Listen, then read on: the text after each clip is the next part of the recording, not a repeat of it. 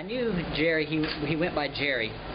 Almost all of his friends were in my physics class, and he was in there. We had the long lunches then. We had the hour lunches, and he would come in quite often and help the students with their current projects.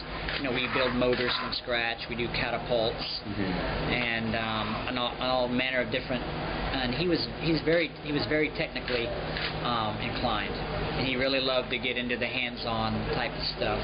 And so I saw him almost even though he wasn't in my class, I saw him almost every day.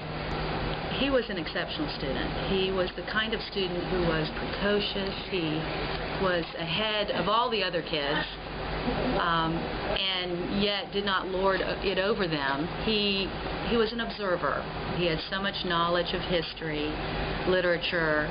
I would say frequently he would interject many things to my lessons because he would have additional information that he just knew off the top of his head. So he was amazing. I think the other kids were kind of in awe of him because he was so literate and intellectual, and yet so down to earth. When it hits home like that, it really just makes you stop and really feel mortal.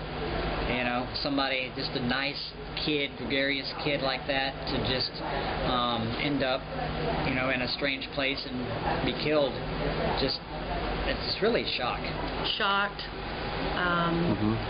saddened, deeply saddened at the loss of someone who had so much talent, who offered so much to the world.